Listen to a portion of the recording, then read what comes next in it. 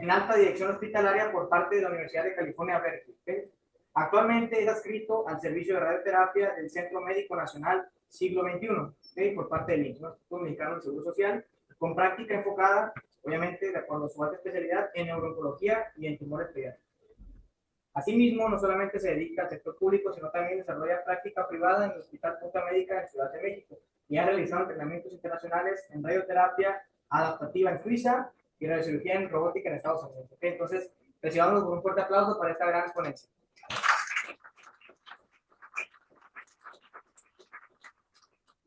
Puede comenzar. Hola, pues te voy a contratar, ¿no? Para que me consigas pacientes. Hola, con mucho gusto, gracias por la presentación, José. Es un honor para estar con ustedes el día de hoy. ¿Hasta Tijuana o dónde está la sede? En Tijuana, ¿no? Sí, excelente. Eh, pues estar esta tarde con ustedes. Pensábamos que era 2 horas de diferencia, pero me dicen que solo es 1 hora, entonces pues acá andamos. Pues el título de la presentación, pues concluimos que sería Más allá del bisturí. ¿Por qué lo pensamos así? Porque cuando pensamos en cerebro, pues pensamos en bisturí, ¿no? Pensamos en tratar el cerebro, pensamos en una cirugía.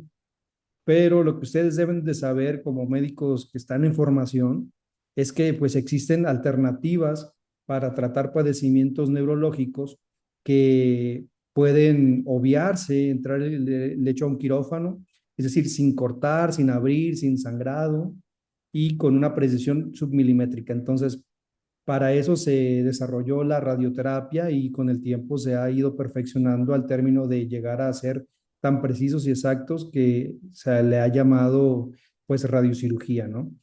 Y el título, pues más allá del bisturí, es una radiocirugía intracraneal con tecnología de alta precisión. Entonces, somos parte de una especialidad que dependemos de una tecnología y entre más sofisticada sea esta tecnología, pues mayor seguridad y control en lo que queramos lograr en nuestros pacientes, ¿no?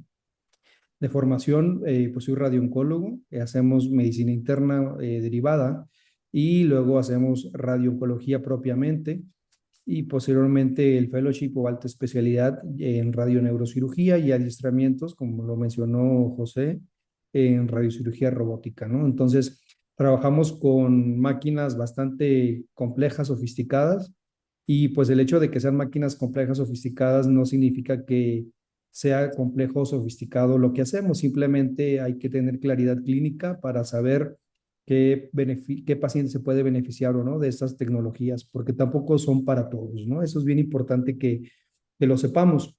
Eh, ¿Le pueden dar siguiente? A ver, ya. Bueno, nuestra especialidad eh, básicamente es remontarnos a lo que no nos gusta de la escuela cuando estamos en la secundaria. Prácticamente eso es nuestra práctica del día a día. Trabajar con partículas subatómicas o partículas subatómicas fundamentales que llamamos electrones, protones, y la mayormente utilizada que son fotones, que son partículas sin masa y sin carga, pero que emiten energía, ¿no? Prácticamente estas partículas las producimos nosotros con las máquinas que ahorita les voy a presentar y dependerá mucho el tipo de tumor o el tipo de padecimiento y lo que querramos lograr para decidir qué tipo de partícula voy a utilizar.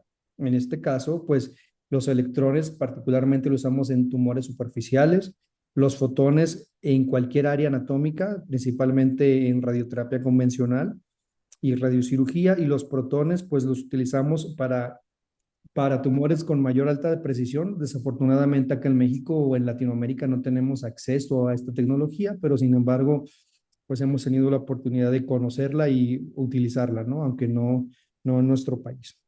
Entonces, debemos de saber y entender, pues, de que no todas las radiaciones son iguales y eso define cómo tratamos y qué partícula fundamental, pues, decidimos para el mayor beneficio de los pacientes que vayamos a tratar, ¿no? Y pues en esta imagen les quise poner a, a grandes rasgos, pues la magia, lo que hacemos nosotros o qué es lo que ocurre, ¿no? Prácticamente lo que hacemos es, una vez que produzcamos en este caso la energía o la partícula subatómica a utilizar, que la mayor mayormente, en la mayoría de los casos, perdón, son los fotones, tenemos que estos fotones producen un fenómeno físico, pues que se llama efecto Compton. Es decir, este efecto Compton actúa, este haz de fotón actúa sobre el átomo y lo que hace es sacar un electrón de las ondas, ¿no? Del átomo que están alrededor del mismo. Y pues al liberar ese electrón libera energía y el resto del átomo se ioniza. Entonces, a raíz de todo eso ocurren los fenómenos físicos, químicos y biológicos que produce la radiación. No solamente es atacar un tumor y desaparecerlo como por arte de magia, no es electrocauterio, ¿no? Que es la mayoría, que es lo que piensan los cirujanos que mayormente hacemos. Para resumirles a grandes rasgos lo que hacemos nosotros con la radiación, lo clasificamos en tres tipos. Hacemos o interactuamos con la materia de una forma física, que ahorita les explico en qué consiste, de una forma química y de una forma biológica. Es decir, así actúa la radiación a nivel intracelular. A nivel físico, lo que hace el haz de radiación que estemos incidiendo o que estemos nosotros provocando para atacar a esta célula es provocar ruptura de enlaces de la molécula del DNA. Estas rupturas de los enlaces pueden ser simples o pueden ser dobles, ¿no? Entonces dependerá mucho el tipo de daño que provoquemos o de la sensibilidad o de la radiosensibilidad de cada célula. Es decir, no es lo mismo que ataquemos una célula de piel, no es lo mismo que ataquemos una célula del cerebro, una célula del corazón o del riñón, ¿no? Cada uno tiene cierta tolerancia y mecanismos de reparación que hacen más o menos el daño físico provocado por la radiación. Entonces, enfocándonos en cerebro, digamos que tenemos algo que se llama alfa beta bajo, es decir, son tumores resistentes o más radioresistentes. Y eso tiene un sentido común. Como ustedes saben, en el ciclo celular de las neuronas prácticamente están en G0 o una interfase prolongada. Entonces, las células del cerebro pues no se dividen. Entonces, tenemos que dar dosis mucho más altas de radiación para poder sacarlas de esa quiescencia o provocar que haya algún cambio en su ciclo celular para que podamos alterar ese daño, esas funciones y poder cambiar o poder destruir lo que queramos atacar, ¿no? Entonces, este fenómeno físico provocado por la radiación lo llamamos ionización. Y una vez que provocamos esa ionización, pues pasamos posteriormente al daño químico. Al llegar a esta ionización, al estar en contacto con el citoplasma, con los organelos intracelulares, pues provoca la formación de radicales libres, a simples rasgos, ¿no? Estos radicales libres, pues, provocan que el agua intracelular o el líquido intracelular se convierta en un peróxido de hidrógeno. Lo que conocemos como oxigenada, básicamente es lo que va a provocar la radiación adentro de la célula. Vamos a generar, pues, que los organelos intracelulares, pues, se desnaturalicen, se deformen, haya rupturas de las membranas celulares, haya fuga extracelular, que haya todo este cambio en la arquitectura dentro de la misma célula que altere los procesos de desarrollo, transcripción, de formación, de cualquier mecanismo que pudiera ayudar a la célula a sobrevivir. Entonces la estamos atacando desde dos vías, desde una vía directa a la molécula del DNA y de una forma indirecta al citoplasma con producción de todos estos radicales libres que ya les comenté. El más común o el que se produce a mayor escala es el peróxido de hidrógeno, ¿no? Y traducido al daño biológico, pues básicamente nos vamos a entrar al daño al DNA permanente, es decir, que por los daños provocados previamente, pues la célula sea incapaz de volver a repararse y volver a continuar su ciclo celular como lo venía planeando. En este caso, pues si es una célula maligna, pues que ya no se siga reproduciendo y por lo tanto controlar el cáncer o controlar el tumor, ¿no? Lo mismo ocurre en tumores benignos, es provocar que el ciclo celular que está haciendo que crezca, aunque no sea cáncer, pues se detenga, ¿no? Si no va a disminuir, por lo menos que no crezca hasta que la célula envejezca por sí sola, bueno, envejezca a fuerzas, que no tenga los nutrientes, que no tenga los elementos necesarios para que se reproduzca y pues esta muere, ¿no? Dentro de los mismos daños químicos que les comentaba, pues les decía, hay disfunción mitocondrial, hay daño, rupturas de las membranas celulares, o sea, ahí se altera toda la arquitectura intracelular que ustedes conocen y que está de más que se las repita, ¿no? Y al no poderlos reparar, pues ya provocamos la apoptosis y la muerte celular, ¿no? Entonces, lo que deben de tener claro y lo que deben de saber de esto es que la célula no va a morir por la radiación, ¿no? Va a morir porque no va a poder reparar los daños que se provocan en una forma de cascada o en escala, ¿no? Pero que directamente, es que le di el rayo y ya se murió, no. Porque hay células, les repito, que pueden compensar ciertos mecanismos de reparación y sobrevivir a pesar de darles el tratamiento. Entonces, eh, entonces debemos de tener en cuenta que, ¿qué está pasando? La dosis de radiación que posiblemente le di fue insuficiente, por eso se reparó, o la radiobiología del tumor no la estoy considerando para contemplar el daño que yo puedo provocar o lograr, ¿no? Entonces son muchos detalles físicos, químicos, bioquímicos que debemos de considerar al momento de decidir qué tanta radiación y cómo la voy a dar para asegurar la adecuada destrucción de, pues en este caso, del tumor, ¿no? Entonces, esa es una imagen que habla de la radiocirugía, ¿no? Que es con el doctor Lars Leksell, es un neurocirujano sueco que se considera el padre de la radiocirugía. Sin embargo, antes de continuar, debemos de recordar o deben de saber ustedes que la radiación propiamente nace con el descubrimiento de los rayos X, posteriormente con los esposos Curie, Pierre y Marie Curie, que cuando descubren la radioactividad y cómo empieza a utilizarse la radioterapia, ¿no? Pero la radiocirugía per se fue desarrollada por el doctor Lars Leksell.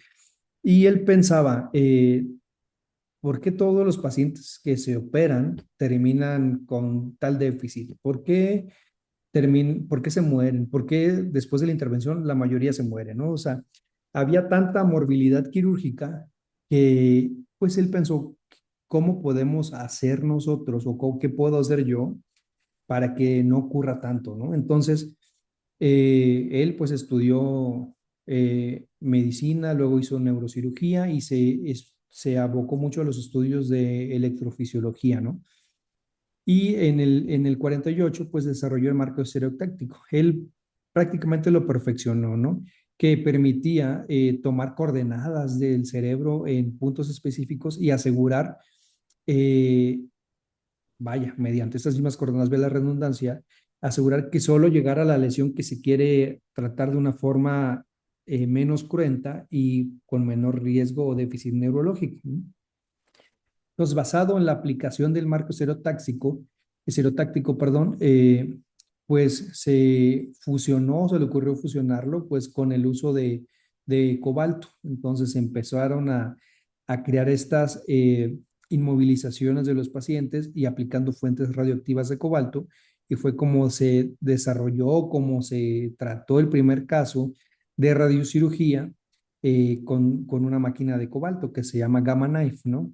Entonces, en vez de que entrara, como ven en la imagen, en el cráneo, en vez de que entrara pues una aguja que tomara la biopsia, pues en base a esas coordenadas dirigían el haz de radiación. Obviamente, pues no solo se le atribuye a él, pero fue él como que el parteaguas, el de la idea de que dijo, ¿por qué no lo intentamos? Puede funcionar, ¿no? Y entonces prácticamente en los 50 se desarrolló pues la radiocirugía, entonces estamos hablando ya de una evolución de 70 años. Obviamente se ha ido perfeccionando cada una de las técnicas, obviamente actualmente ya la última máquina desarrollada por Electa para Gamma Knife, ya no ocupamos marco estereotáctico. Habitualmente a mí me tocó formarme todavía colocando marcos de estereotaxia para hacer la radiocirugía con acelerador lineal convencional y con el Gamma Knife. Pero en la versión actualizada o en la más nueva, ya podemos omitir el uso del marco de estereotaxia. y solamente queda exclusivamente para planeación neuroquirúrgica, ¿no? Como desarrollaron estas máquinas del Gamma Knife en los 50, pues dijeron, pues ya existen los aceleradores lineales convencionales con fotones, ¿por qué no los adaptamos también a que hagan ese tipo de tratamientos, ¿no? En total, en su vida, el doctor logró tratar 762 pacientes descritos con Gamma Knife, con la técnica que pues él ideó y desarrolló junto con colaboradores para tratar lesiones intracraneales que eran inoperables, inaccesibles o que previamente tenían alta morbilidad quirúrgica, ¿no? Entonces, el doctor dice, pues la radiocirugía no le nace del deseo de ser menos invasivo, sino de ser más precisos y provocar menos daño a nuestros pacientes, ¿no? Entonces, ya el doctor habló la historia que no nos gusta pero ¿qué es la radiocirugía, no? La radiocirugía es la administración de una dosis alta de radiación en una o pocas fracciones con precisión submilimétrica para destruir el tejido blando o el área que queramos tratar y respetando las estructuras sanas. Entonces, de ahí va a depender la sofisticación y la tecnología que implementemos para asegurar que se está tratando el área, el target ideal y estamos cuidando el resto del cerebro, ¿no? Hay intracraneal, que es el tema de hoy, pero también hay radiocirugía extracraneal, que ese es otro tema, ¿no? Pero al fin de cuentas tenemos la posibilidad de hacer ambos tipos de tratamientos, ¿no? Dentro y fuera del cerebro. Entonces, la radiocirugía al principio solo se había tratado para tumores o trastornos o tumores benignos, ¿no? Pero actualmente yo los clasifico en nuestros grandes grupos, ¿no? Nuestra área de aplicación. Tumores benignos del cerebro, los más comunes meningiomas, neurinomas del acústico schwannomas y los adenomas hipoficiarios. O sea, ese es nuestro pan de cada día, ¿no? Obviamente hay más tumores benignos, pero para que se den una idea del espectro de lo que hacemos, los tumores malignos, principalmente las metástasis cerebrales, el pan de cada día, les repito, y los gliomas, tanto de bajo grado hasta de alto grado. No todos los gliomas se benefician de este tipo de tratamientos. Trastornos vasculares, que siguen siendo nuestro coco y nuestras peleas con los neurocirujanos, porque muchas veces ellos los quieren operar, que está correcto, pero les decimos, oye, pues también déjanos algo a nosotros, ¿no? Las malformaciones arteriovenosas, los cavernomas, eh, y los trastornos funcionales. Aquí les puse neuralgia del trigémino, que hacemos bastante, temblor esencial, pero también tratamos Parkinson. Y estamos implementando las callosotomías. Bueno, callosotomías ya se hacen en el Instituto de Neuro, pero en el IMSS apenas vamos a hacer la primera la próxima semana, 25, 26, 27. Vamos a hacer una callosotomía, ¿no? Que vamos a tratar de neuromodular las fibras en el cuerpo calloso para tratar una eh, epilepsia refractaria, ¿no? Esta epilepsia refractaria ya es farmacológica, quirúrgica, ya tiene 3 cirugías previas, ya tiene el estimulador vagal también ya agotado, entonces ya no hay otra alternativa más que la radiocirugía y obviamente con una intención paliativa, ¿no? Este chico, se me olvidó ponerles esta imagen del chico, pero convulsiona 60 veces al día, usa prácticamente casco, entonces si se lo quita, pues se puede golpear. De hecho, ya se golpeó, tuvo una herida bastante fuerte y pues ha meritado múltiples hospitalizaciones, no tanto por la enfermedad de base que es de epilepsia, sino por las consecuencias que conlleva la misma, ¿no? Accidentes sobre todo. Pero a grandes rasgos, así dividimos nuestra área de aplicación. Y existen muchas máquinas, ¿no? Con las que trabajamos nosotros del día a día. La más común y la que pueden encontrar en cualquier lugar más sencillamente es el acelerador lineal convencional. Ventajas. Puede tratar cualquier área del cerebro y cualquier tumor del cerebro y cualquier tamaño del tumor. Tiene una capacidad para tratar de 40 por 40, es decir, no es específico para radiocirugía. Sin embargo, existen adaptaciones o accesorios que se venden por separado que se ajustan a la máquina para que podamos hacer ese tipo de tratamientos con mayor precisión con radiocirugía. O sea, se puede hacer un acelerador lineal convencional dedicado a radiocirugía. Es versátil, tiene amplia disponibilidad, como les decía, y trata cualquier tipo de patologías. Perdón. Y la otra máquina que tenemos es el Gamma Knife. Este Gamma Knife en México solamente existen dos. Uno está en Médica Sur, acá en la Ciudad de México, y el otro está en Guadalajara, en el Hospital San Javier. Con este fue con el que se desarrolló o con la que se desarrolló la radiocirugía, ¿no? Esta trabaja con cobalto 60, no propiamente con partículas subatómicas, como les dije, de fotones, electrones, protones. Esta trabaja con cobalto 60 y pues solo tiene la limitación de que antes necesitaba marco, pero la limitación para esta máquina es que solo es cerebro. O sea, es específica para cerebro, no puede tratar ninguna otra área. Entonces, para nosotros como radiooncólogos, pues nos limita mucho nuestro campo de tratamiento. Por eso generalmente están a cargo o dirigidas por neurocirujanos, ¿no? Y solamente pues hay dos en el país y la misma persona las puso en los dos sitios. Entonces, básicamente es un solo dueño de estas máquinas. Cabe mencionar que estas máquinas, la Celarine vale entre 120 y 200 millones de pesos. El Gamma Knife no tengo idea exactamente el precio, pero yo le calculo un poquito más de 200 millones de pesos. Y la tercera máquina, que es con la que yo trabajo en el IMSS del día a día, es el CyberKnife. Esta máquina sí creo que está en 400 millones de pesos.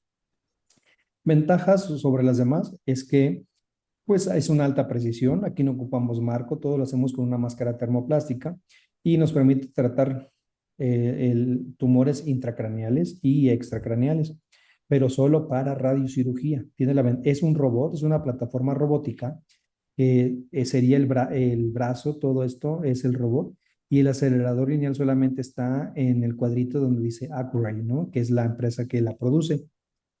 Entonces, esta tiene la particularidad que sigue el tumor en tiempo real. Colocamos fiduciales de oro, en este caso, por ejemplo, en cáncer de próstata, a los pacientes le colocamos los fiduciales de oro que nos permiten rastrearlo. Entonces, el cyber, pues, rastrea esas semillitas que colocamos en el paciente y asegura que el tratamiento sea preciso y exacto.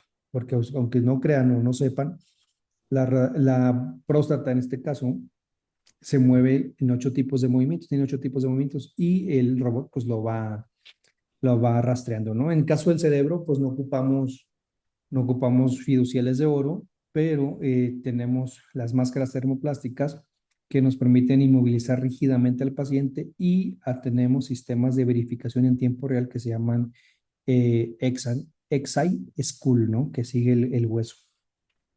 La limitación en este es que como es una plataforma robótica, el tiempo de tratamiento se prolonga, ¿no? O el brazo se anda moviendo y disparando el haz de radiación y hace que el tiempo máquina, pues el paciente dure mucho más.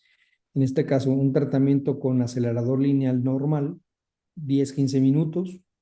Con el Gamma Knife va a depender mucho de la vida media de la fuente, pero son entre 20 y 40 minutos. Y con el CyberKnife tenemos hasta pacientes que están 1 hora dentro del búnker mientras se reciben su tratamiento de radiocirugía. Entonces, ¿cómo actúa la radiocirugía? Pues va a depender mucho el tipo de tumor. Si es un tumor maligno, si es un tumor benigno, si es un tumor vascular, si es un trastorno funcional, ¿no? En los malignos, principalmente en nuestro área de mayor daño, es el daño al DNA. Además que ese está defectuoso, es lo que más vamos a atacar y vamos a poder romper con las altas dosis de radiación. Vamos a provocar apoptosis, ¿no? La muerte que queremos. En el daño vascular, provocamos un daño vascular en caso de las malformaciones o trastornos vasculares. Lo que hacemos es obliterar el endotelio, de ir cerrando, ir generando fibrosis con la radiación en el endotelio vascular, les digo, y provocar que el cierre de esta arteria de alimentación que está llenando esta telaraña o pues es un tumor, ¿no? Vascular. Cerramos con la radiación y dejamos que de alimentarse y paulatinamente se irá secando, ¿no? Se irá menos de la alimentación, se irá haciendo pequeñita hasta que se cierre por completo. Y en caso de trastornos funcionales, pues como en el ejemplo de la neuralgia o la calcitotomía que vamos a hacer, es provocar un cambio en la sustancia blanca, es decir, no cortar de lleno la función del nervio, pero ir neuromodulando en ese caso un nervio, la sustancia blanca, para impedir esas descargas eléctricas que ocurren descontroladas en interhemisféricas, ¿no? En caso de las convulsiones, y con el cuerpo galloso, digamos, bloquearlas, pero no hacerlo de tajo, sino irnos paulatinamente. Este es un caso de uno de mis tumores favoritos. Este es un schwannoma. Habitualmente los schwannomas pues dependen, son neurinomas del acústico, ¿no? Pero también tenemos del trigémino, pueden salir de cualquier nervio, pero el común es el del octavo par craneal. Eh, a grandes rasgos, pues si le llega un neurocirujano, dice, pues hay que operarlo, ¿no? Y sí, lo puede operar y pues le va a reducir el tamaño del tumor, no se lo va a desaparecer, porque la ubicación en la que está, pues tiene un alto riesgo quirúrgico. Entonces, para estas situaciones, pues, si es mayor el daño que el beneficio, pues nos dejan entrar a nosotros, ¿no? Aquí hacemos nosotros una planeación de tratamiento de radiocirugía. En este caso es una plataforma de multiplan que utiliza Accuray, que es el robot del CyberKnife. Y lo que hacemos es una resonancia de cortes finos fusionado con una máscara termoplástica que nos permite inmovilizar al paciente. Y nosotros, pues, ahora sí que calcular la dosis de radiación que necesitamos para poder destruir este tumor, ¿no? Como les digo, es un tumor benigno, las células, aunque están creciendo, han ido creciendo lentamente. El periodo de la interfase o el periodo de quiescencia, pues está ahí. No se están reproduciendo como queremos, pero pues están creciendo. Entonces tenemos que pararlo, tenemos que detenerlo. Y esto lo hacemos con altas dosis de radiación. Sacamos de descontrol a esta célula y vamos viendo que paulatinamente, a lo largo del tiempo, a los 6 meses, al año y medio, a los 2 años que llevamos el seguimiento de los pacientes, pues el tumor se va achicando y en algunos casos desapareciendo, ¿no? Es decir, la radioterapia o la radiocirugía va modulando y disminuyendo, pero paulatinamente. En cambio, una cirugía, pues entran, cortan, sacan y ya listo, ¿no? Entonces, la radiocirugía como tal, les repito, es un tratamiento que vemos el beneficio a lo largo del tiempo, no inmediatamente.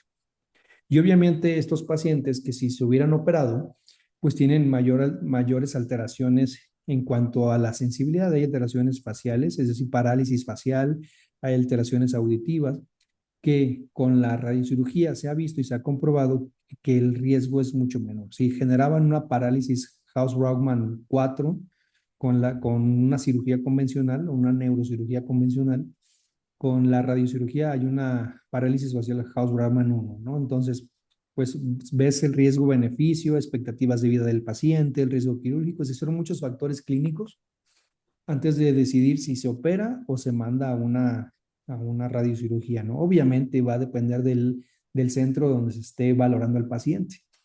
No es lo mismo de que, pues estoy en Sinaloa, estoy en Tijuana y me llegó al neurocirujano, pues lo voy a operar, ¿no? No, ni siquiera le voy a dar contemplarle la idea, pues de que existe la radiocirugía y que se puede beneficiar aún sin entrar a quirófano. Pero, en fin, en resumen, eso es lo que hacemos. Obviamente, y lo ideal es que se discutan esos casos en comités multidisciplinarios para tomar la mejor decisión para el paciente. Bueno, en este caso optamos por la radiocirugía, ¿no? Y así como en otras situaciones, pues es lo que hacemos al día a día. Ese es el caso de un paciente. Ese paciente tiene 50 años de edad, tiene una neural, no, a ver, espérame, pero no, él es don Juan. Don Juan N tiene un doble primario, tiene un cáncer de colon y un melanoma, que este melanoma fue el que nos generó una progresión al sistema nervioso central y hizo metástasis. Afortunadamente, ninguna lesión como tal estaba en un área tan crítica o elocuente que generara algún déficit focal neurológico. El señor Juan tiene 84 años y aún así se benefició de un tratamiento de radiocirugía, ¿no? Ese es el robot que tenemos. Esa es la máscara que hacemos previamente con una tomografía que fusionamos con una resonancia magnética de cuartos finos y que nos permiten, pues, asegurar que la radiación sea depositada en el blanco terapéutico que queremos lograr, ¿no? Entonces le colocamos la máscara, el paciente se queda solito en el búnker y el robot toma los colimadores que nosotros utilizamos para poder disparar y que la radiación sea muy fina, ¿no? Obviamente tenemos esos sensores en el techo, cámaras en todo momento que nos permiten estar vigilando cualquier incidente que pudiera ocurrir dentro del mismo búnker, ¿no? Pero ese es un tratamiento, pues, de lo que hacemos diariamente y que los pacientes se pueden beneficiar. O sea, no hay un límite de edad, de mayor edad, ni un límite de inferior edad. Simplemente todos pueden entrar siempre y cuando cumplan características de, de candidatos para esta plataforma o esta tecnología, ¿no? Entonces, algo muy importante que les debe de quedar claro y que no pretendemos ser más ni ser menos, deben saber que nunca vamos a reemplazar a una cirugía, la vamos a complementar, ¿no? Aquí pongo los pros de una cirugía: es que es invasiva, el riesgo anestésico, requieren hospitalización y una recuperación más lenta, ¿no? Pero hay tumores, como el que les mencioné previamente, que se pueden beneficiar de un tratamiento que también es curativo, pero sin ser invasivos, sin ameritar anestesia. Pacientes ambulatorios: el paciente llega a la máquina, lo acostamos, recibe su tratamiento de radiación programado, sea la modalidad que sea y la máquina que se esté utilizando o la que se cuente, termina el tratamiento y se va a casa, ¿no? Obviamente el efecto de la cirugía es desaparecer el tumor en ese momento. Con la radiocirugía lo vamos viendo a lo largo de las semanas o meses, ¿no? Es la mayor diferencia. Les repito, no reemplazamos, complementamos. Entonces, ¿cuál es el futuro que estamos, o la realidad? No el futuro, más bien es el día a día. Prácticamente trabajamos con la inteligencia artificial en todo momento para optimizar nuestros planes de tratamiento. Trabajamos con radiogenómica, es decir, tenemos todos los paneles moleculares, tenemos el perfil molecular de la lesión que vayamos a tratar, en este caso de si fueran tumores cerebrales benignos y malignos, y adecuamos la dosis de radiación específica para la mutación, para el gen o la alteración que hayamos identificado, puesto que hay tumores que se benefician de una menor dosis de radiación y otras que se benefician de la dosis más alta posible y tolerable para el cerebro, ¿no? Entonces, todo eso está fundamentado en la radiogenómica al día a día. Y pues lo más novedoso o lo que se está dando más auge es la radiocirugía funcional. Actualmente pues estamos abriendo o expandiendo nuestro catálogo de oportunidad, es decir, tratar no solo tumores, sino trastornos funcionales como el básico, neuralgia del trigémino, para epilepsia, callosotomías, Parkinson. O sea, ya hay protocolos para TOCs, para trastornos obsesivos compulsivos.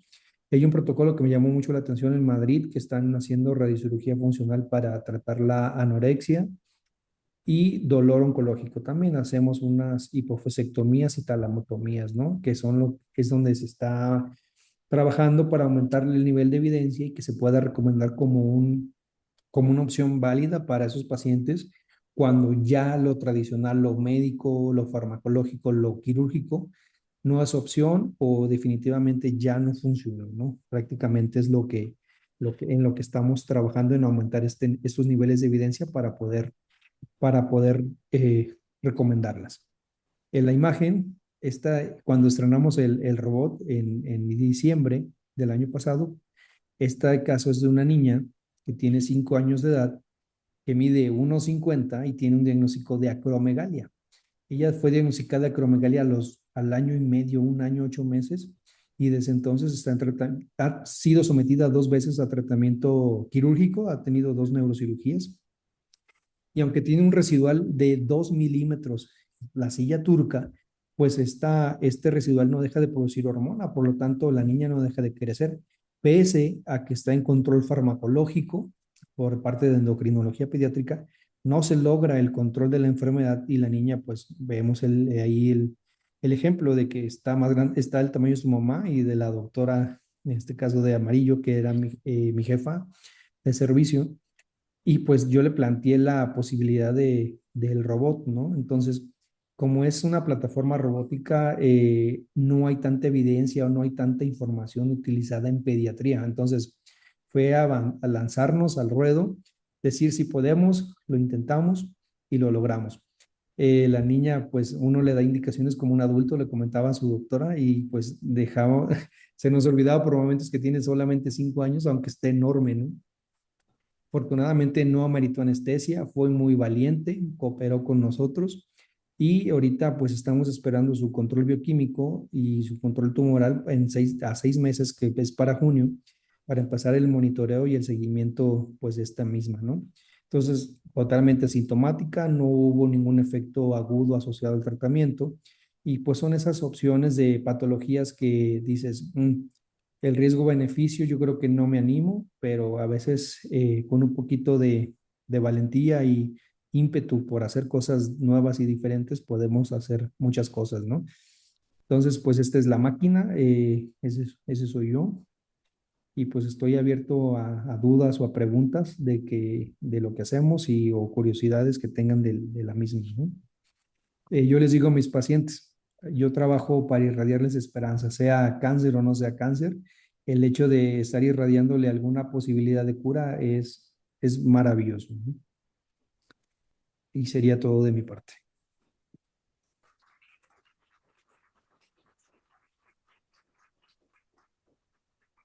Bueno, pues, muchas gracias al doctor. Otro aplauso para que...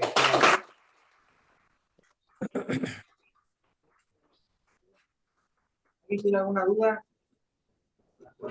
¿Alguien tiene alguna duda sobre la plática que le quiera hacer el doctor? Me la dicen y aquí se la digo sin miedo, ¿eh?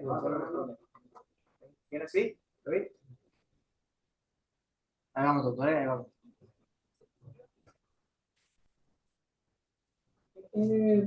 ¿Se escucha, doctor? Sí, lo escucho.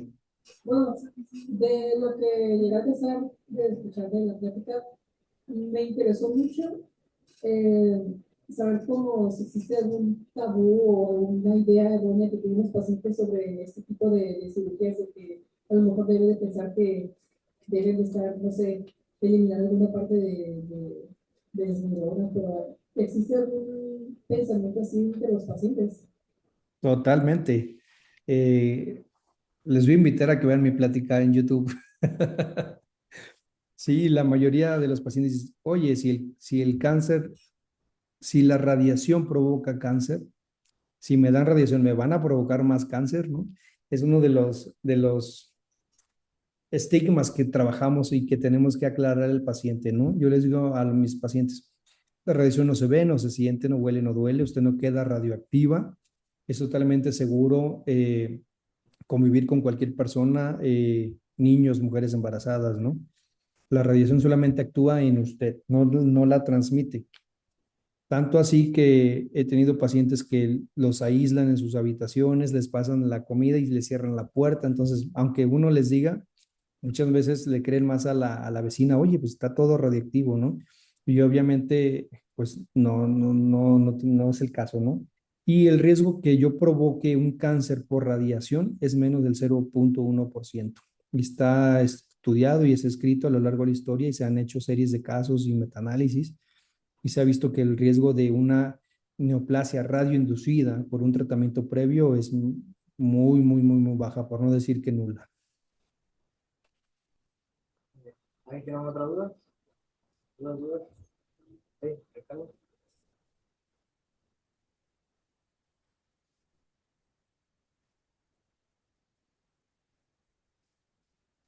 No vienen si quieres y yo se lo digo al doctor acá.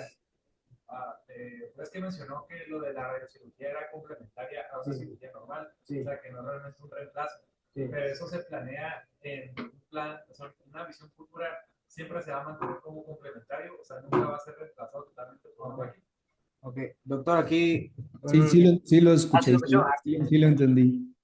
Sí, mira, nosotros en radiooncología tenemos diferentes tipos de tratamientos. Es decir, tratamientos neoadyuvantes, es decir, antes de una cirugía. Tratamientos adyuvantes, que son tratamientos complementarios a una cirugía. Tratamientos paliativos, cuando a pesar de haber ya operado y haber hecho una y otras maniobras, el paciente no mejora su calidad de vida o la expectativa de vida es muy pobre, pues damos cierta calidad de vida o calidad de muerte con la radiación, ¿no? Y tratamientos radicales donde digan que, bueno, no lo puedo operar, quisiera, pero está muy adyacente al tallo cerebral, yo no me animo, o está en el nervio óptico, está acá, está allá. Entonces, bajo la circunstancia clínica específica, entramos nosotros de forma radical, obviando a una neurocirugía convencional o tradicional, ¿no? Entonces, son distintos escenarios que se van adaptando al perfil individual pues, de cada paciente. Muchas veces el neurocirujano intenta operar y reseca, no sé, el 50%, 60%, 80%, 90%.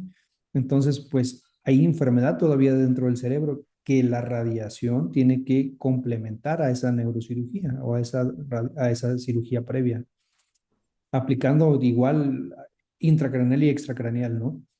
Pero se ha estudiado y se han visto también beneficios del hecho de no intervenir pacientes, sobre todo en radiocirugía funcional o neurocirugía funcional y en trastornos vasculares. Entonces, yo ahorita estoy en el Comité de Epilepsia del Centro Médico Nacional del Siglo XXI del Hospital de Especialidades y estoy con neurocirujanos funcionales, entonces me dicen, pues de hacer yo la calcisotomía quirúrgica, prefiero que haga usted la calcisotomía con radiación, ¿no? Si no funciona la radiación, pues intentamos nosotros alguna otra maniobra paliativa antes de generarle mayor morbilidad a este paciente, ¿no? Pero todas las decisiones están fundamentadas al perfil individual, o sea, no voy a recomendarte lo mismo a ti que a José, que a Pedro, que a Mariana, ¿no? Entonces, depende mucho el estado actual de cada persona de su enfermedad y del objetivo que querramos lograr, ¿no? Me llegan sobre todo adolescentes que tienen malformaciones arteriovenosas. Me dicen los neurocirujanos, pues ya operé, pero ya no la quiero reoperar porque me resangró. Entonces, pues ya como ya resangró y la morbilidad asociada a una segunda intervención pues es mayor, pues ya me la deja a mí para yo radiarlas, ¿no? O es una MAP muy chiquita, no, no, no, ahí ni me meto, entonces ya me las mandan a mí para radiocirugía y pues ahí es donde yo actúo, pues haciendo mi parte, ¿no? Con el CyberKnife. ¿Hay más? Sí. Cualquiera, cualquiera. Ahí está. Hace rato mencionó 3 máquinas que servían para el tratamiento y mencionó, bueno, yo quería saber en qué rango eran porque mencionó números, pero no se alcanzó a ver las medidas de por cuánto abarca. ¿Medidas de qué te refieres? ¿Al tamaño de campo de tratamiento? Sí. Ah, tenemos 3 tipos de máquinas a grandes rasgos, ¿no? Bueno, hay muchas máquinas y va a depender la empresa que las produzca, ¿no? Pero las básicas o las más comunes o por clasificarlas en grupos, el acelerador lineal convencional. Su tamaño de campo de tratamiento son hasta de 40 por 40, ¿no? Caben tumores que 40 por 40 centímetros, ya ustedes se imaginarán, ¿no? El Gamma Knife podemos tratar el cerebro y trabajamos con nodos, con esferitas, ¿no? Entonces va a depender mucho el tamaño del tumor que estemos tratando para colocarle distintas esferitas que cada una corresponden a haces, como lo había ideado y desarrollado Lars Lexell en su momento, por donde va a interceder los haces de radiación a través de este marco de estereotaxia. Y el CyberKnife, pues va a depender también del tamaño del tumor, pero no podemos tratar tumores tan grandes que excedan más de 10 centímetros, porque como límite tiene 10 por 11 centímetros el tamaño de campo. Entonces, tumores más grandes de ese tipo, pues no se benefician de un tratamiento de radiocirugía, simplemente se van a un tratamiento de radiación convencional con la máquina inicial que les había presentado, el acelerador convencional.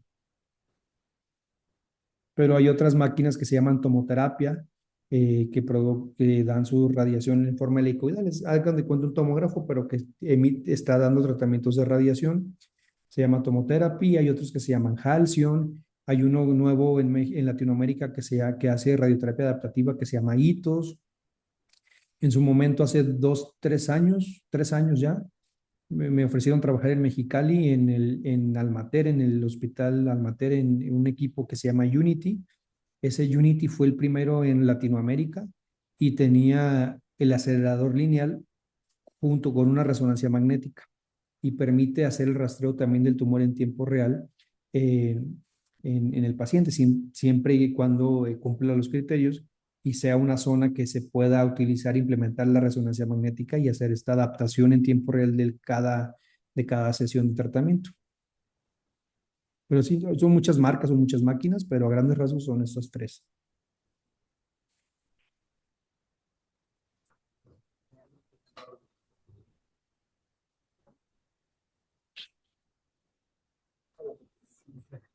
Hoy en día, ¿cuáles son las limitaciones para la radiocirugía? O sea, ¿qué determina que un caso sea elegible o no, aparte del tamaño de la neoplasia? Eh, el tamaño es relativo. Lo determina la tecnología con la que cuente tu centro. Aunque yo quiera tener un paciente para radiocirugía, pero si el hospital en el que yo trabajo no tiene esa máquina o en el estado donde yo vivo no hay esa tecnología, pues me voy a limitar mucho, ¿no? Entonces no voy a poderle ofrecer el tratamiento. Se le va a ofrecer un tratamiento convencional y pues le va a ir bien, sin embargo, pues va a tener mayor morbilidad porque no podemos garantizar la cobertura no podemos garantizar, perdón, la protección a los órganos de riesgo como desearíamos protegerlos, ¿no? Pero el principal es la infraestructura. Otra limitación es no contar con métodos de imagen adecuados, porque muchas veces nosotros necesitamos resonancias magnéticas multiparamétricas y de cortes finos, menos de 1 milímetro, es decir, de 0.6 milímetros los cortes y no los 20 cortes que nos dan en Salud Digna o no sé qué gabinetes de rayos X hay en Tijuana, pero luego nos dan 20 cortes rebanadas del cerebro y pues no son útiles. Y por más que a veces pedimos en provincia estudios, necesito tal información, tantos cortes, necesito el T1 contrastado volumétrico, necesito el T2, necesito el protocolo fiesta, necesito tal protocolo, y si no los tienen habilitados o no lo saben hacer los técnicos, pues difícilmente vamos a poder tener todas las herramientas necesarias para poder implementarlas, ¿no? Otra limitación es que muchos pacientes dicen, es que yo quiero que me den el tratamiento con el robot. Ok, pues yo también quiero que me lo den, pero no son candidatos. Es decir, tienen que tener ciertas características. En este caso, en caso de metástasis, en una enfermedad cerebral, una enfermedad oncológica extracraneal estable, sin datos de progresión, que tenga tratamiento sistémico de base, que tenga pues obviamente un buen estado funcional. Nosotros valoramos en pacientes oncológicos algo que se llama ECOG. Para pacientes oncológicos es el Karnofsky, pero son similares. Entonces, si tengo un Karnofsky de 60, de 50, pues obviamente no le voy a ofrecer un tratamiento porque lo voy a deteriorar más, aunque yo quisiera ayudarlo. Entonces, el perfil clínico también es muy importante para decidir si es candidato o no es candidato a un tratamiento de esta naturaleza, ¿no?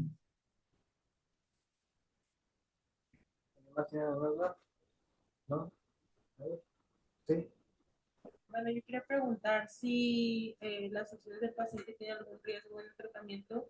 Por ejemplo, en las tomografías se da mucho que la gente de pronto tiene ansiedad de estar pues en la máquina y se sale en la mitad de tomografía, entonces pues ya no se da el resultado necesario y las personas ya se expusieron a la radiación.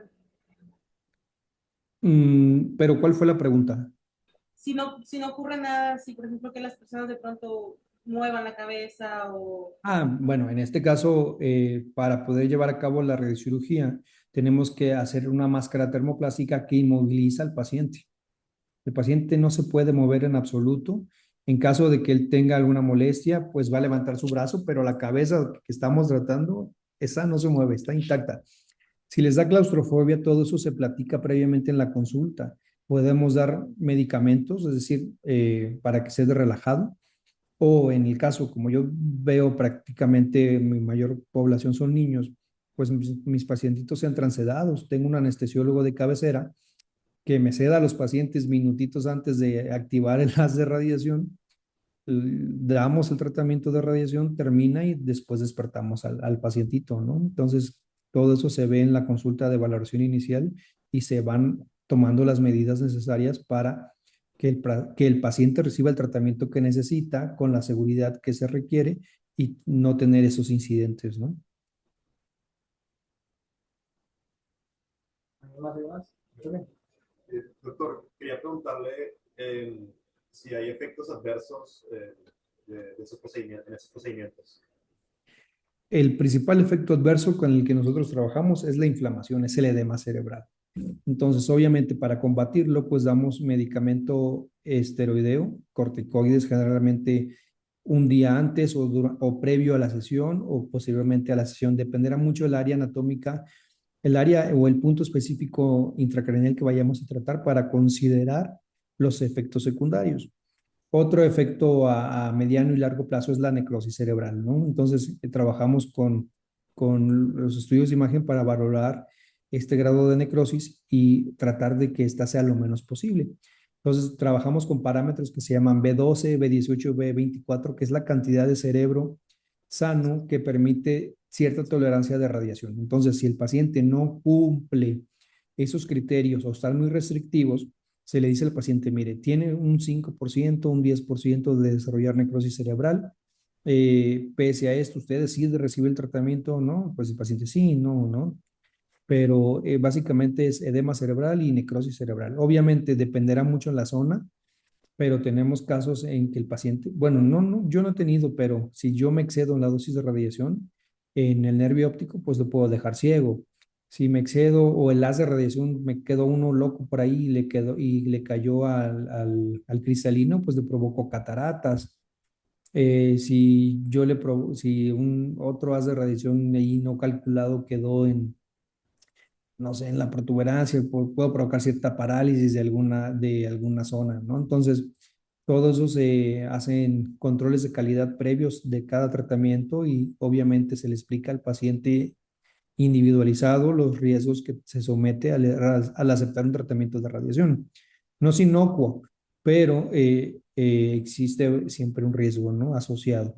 Pero principalmente es el edema, que es transitorio de forma aguda y no genera limitación, y de forma tardía la necrosis cerebral, que en algunos casos se asocia más a aquellos que fueron reirradiados, que ya fueron 2 veces sometidos a la radiación en el mismo campo previamente, y pues utilizamos en ellos, pues recetamos esta cámara hiperbárica, ¿no? Sí mejora, no hay tanta evidencia disponible, pero los pacientes tienen cierta mejoría de la necrosis cerebral sintomática. ¿Alguien más? ¿Alguien de los que está en línea que quiera, que tenga una pregunta? Ah, mira, ahí le pusieron en el chat, doctor, no sé si lo puedo ver. Dice, a nivel institucional, los pacientes afiliados al IMSS de otros estados pueden ser subrogados a la Ciudad de México, al centro que entonces, de donde se encuentra usted. Sí, obviamente tienen que pasar por una serie de valoraciones previas, es decir, que el radiooncólogo estatal o el radiooncólogo de la zona a la que pertenece diga que sí amerita un tratamiento o sí se beneficia un tratamiento de radiocirugía. Y una vez que él diga que sí, puede ser referido a nuestra institución, que es el Centro Médico Nacional Siglo XXI, y ya en su defecto, pues nos los asignarían a cualquiera de los 4 médicos que estamos asignados al área, ¿no? Pero no hay ninguna limitación. De hecho, acabo de aceptar un paciente igual de Sinaloa, que es candidato a una radiocirugía, pero en este caso de próstata, y pues creo que me lo asignaron el 30 de marzo o algo así, lo voy a ver.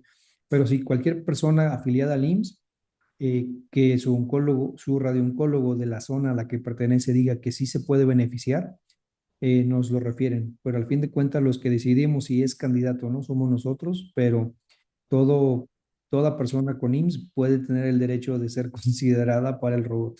Solamente hay 3 en Latinoamérica de esta naturaleza. En México solo hay 2, uno con nosotros y otro en Monterrey, pero el de Monterrey es una generación inferior. Es igual de bueno, pero no es el más nuevo, pues. Con gusto, Oliver. Yo tengo dos dudas, doctor. Primero, sobre las callosotomías para epilepsia que se pueden hacer con Sí. cirugía. en dado caso de que se detecte que el paciente tiene un solo foco epileptógeno, se recomienda, o sea, Si es, atacar solamente el foco. sí, si es un solo foco epileptógeno, perdón, documentado, se va sobre ese foco con una cirugía. No hay discusión al respecto. No se ofrece callosotomía. Ok, y la otra es, dentro de los pacientes que sí se les haga callosotomía, ¿siempre son totales o hay callosotomías parciales? No hay ninguna callosotomía total. Bueno, sí han hecho, pero ha habido efectos secundarios, ¿no? El principal efecto asociado a una callosotomía es el síndrome de desconexión.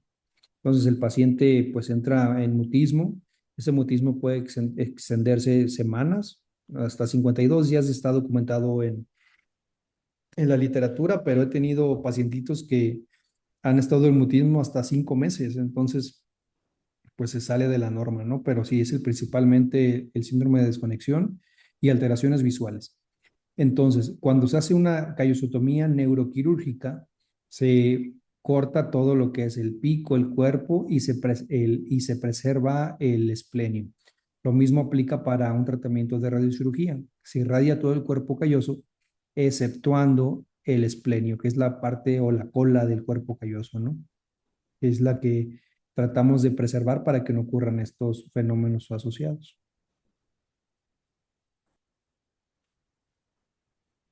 Doctor, ya para concluir, yo también tengo una duda. Ahorita que mencionó el doctor David, preguntó sobre los mitos, ¿no? Muy comunes de que la gente, pues, que se somete a radioterapia se hace radioactiva, ¿no? Como en Chernobyl. Pero usted como profesional de la salud, específicamente, pues, en radiooncología, ¿cómo convence a los pacientes de que no se asusten, de que digan, no, pues sí me la aviento la radioterapia, para que no le teman? Le digo, si provocara cáncer, ¿cree que yo estaría aquí trabajando? Pero no, pues les decimos lo que les comenté a ustedes, prácticamente se lo decimos de una forma tranquila, serena. Mire, pasa esto, mire, si la radiación, hay una radiación que sí limita la exposición con las personas, pero ese es cierto tipo de radiación que se utiliza para cierto cáncer, para cierta patología, y ahí sí ocupamos aislarlo 3 días, 2 días, dependiendo la cantidad de radiación que se le dé, y nosotros los medimos con estos aparatitos que tenemos aquí, no sé si lo vean. Los se llaman dosímetros, nos cuantifican la radiación a las que nos sometemos mensualmente, le digo, y realmente es muy poca o nula. Entonces, básicamente, pues se tranquilizan al mostrarle el aparatito, ¿no? Entonces, si a mí no me genera daño, pues a usted mucho menos, que viene un día y yo trabajo aquí todo el año, ¿no? Muy bien, doctor. No sé si quedó la duda. Sí, sí, todo bien, todo bien. Nadie más tiene duda, ¿verdad? No, pues, muchas gracias, doctor. Agradecerle de nuevo por su presencia aquí en la plática y por su apoyo siempre, ¿no? Aquí para colaborar con la universidad, pues con un centro tan prestigioso como el Centro Médico Nacional Siglo XXI, ¿verdad? Pues nada más queda pues agradecerle, pues, aplausos a todos, otro aplauso para que se nos doctor. Entonces, justamente le voy a protocolar, ¿no? La Universidad Autónoma de Baja California, la Facultad de Medicina y Psicología otorga con la presente constancia al doctor Gabriel Alejandro Contreras Palafox por su valiosa participación en la conferencia Más allá del bisturí, radiocirugía intracraneal con tecnología de alta precisión, dentro del evento de la Semana del Cerebro, justamente llevada esta semana en el aula magna de la Facultad de Medicina.